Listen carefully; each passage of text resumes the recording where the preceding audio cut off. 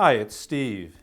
In this video, we'd like to show you how to properly test some common appliance parts using a multimeter. We'll help you determine what type of test to do, depending on the part you're using, how to properly set your meter, and what readings you should expect to see. Now, there are two basic styles of multimeters on the market today: a standard analog multimeter, which uses a needle type movement, and a digital style multimeter that uses a digital display. They both perform the same functions. However, you may notice a difference in how the scales are marked, and with an analog meter you do need to do an initial zero adjustment for continuity tests. Now, with the standard analog meter, we'll note that there is an ohm scale, as indicated by the ohms symbol, and you'll note that there is a variety of settings ranging from R times 10K or 10,000, R times 1,000, R times 100, R times 10, R times 1, which is our preferred scale for doing continuity tests. And there's also a setting at the very bottom showing a speaker icon, and that would indicate that it will give an audible tone if there is continuity. Most common appliance parts can be categorized as either conductors or switches or load devices, and the testing that we do for those will vary depending on the part. For switches and conductors, we typically only need to perform a continuity test to determine whether the part is defective or not. Now, some common parts that would be classified as conductors would be things like fuses, thermal fuses, wiring connectors, or wiring in general on your appliance. To properly test a conductor for continuity, we first of all need to isolate it from the rest of the circuit in the appliance. For components such as fuses or thermal fuses, we typically should remove at least one, if not both, wire leads that are attached to that. We next need to take our multimeter and set it to an ohms or resistance scale to perform the test. We'll begin with a thermal fuse from a range. To test this component, we simply need to attach 1 meter lead to one of the terminals and our second lead to the opposite terminal. And we'll see that that shows close to 0 ohms, which indicates that there is continuity through that part and that it is fine.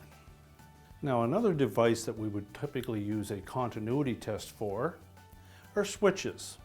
Now, there are many types of switches used in appliances.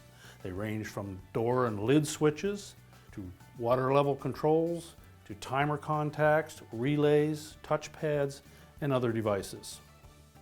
The commonality between these devices is that they will typically have a set of electrical contacts enclosed within.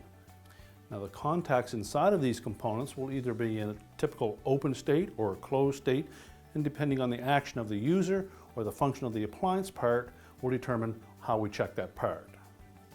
Now, to properly check these components for continuity, we must first isolate them from the circuit, similar to what we did with our conductors. We next need to identify which terminals on the component we need to use to perform our test. Now, with some common switches, you will see some designations printed on the actual body of the component. Typically, we would have a terminal that is marked C for common. We also may have terminals marked NC for normally closed or NO for normally open.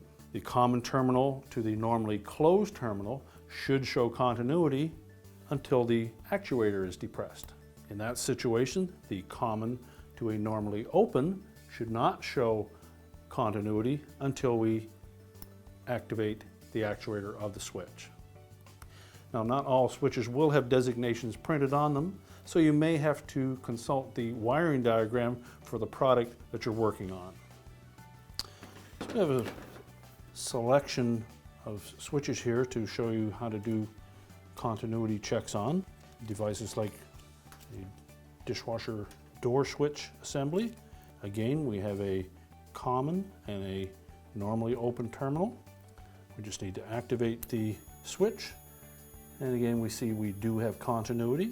You may find a switch that has 3 terminals. Again, we have a common, a normally closed portion, and that should show continuity without the button being depressed. And a normally open terminal that shows no continuity. As we depress the button, You'll see continuity through that portion of the switch, and also with the normally closed, once we depress that button, it should show open circuit, again indicating that it is a properly functioning switch. And lastly, we have one from a refrigerator. This would be used in the light circuit, so typically when the switch is actuated, there would be no continuity. So it'll be a common and a normally closed terminal. Without activating the button, we should show continuity. When we close the door in the refrigerator, we lose continuity and our light would go out, again indicating a properly working switch. Now that we've looked at continuity testing of conductors and switches, we'll next look at load devices. Most load type components used in appliances today are either constructed with coiled wire or a high resistance metallic compound. These components will have a specific resistance to current flow that is measured in a unit called ohms. However, often when these devices fail, a simple continuity test will determine that. Now, as I mentioned, most load devices, you can simply do a continuity test to determine whether they function or not. So using an analog meter, we've gone to one of the lower scales. In this case, we're using R times 1.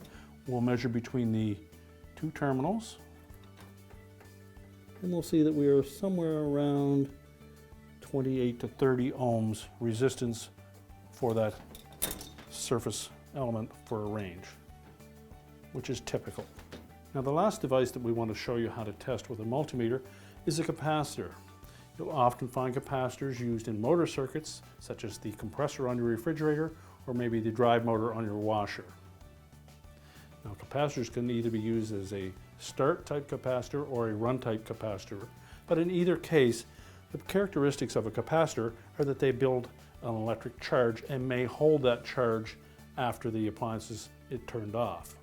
And you definitely don't want to attach your meter leads to it until you've discharged that capacitor.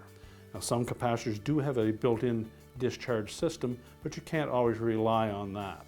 So what we suggest that you do, if you are going to check a capacitor, is to use a high wattage, high ohm resistor and attach it to the two leads of your capacitor, therefore slowly discharging the capacitor before we attach our meter leads. And what we've done is we've taken a high resistance, high wattage resistor,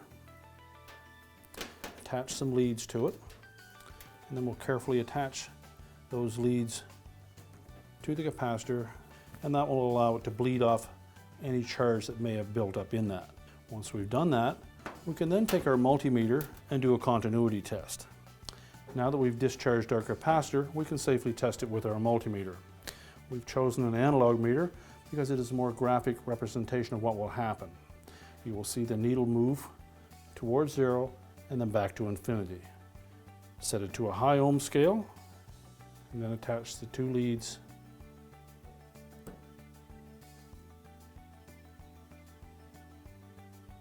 That indicates that the capacitor is able to take a charge.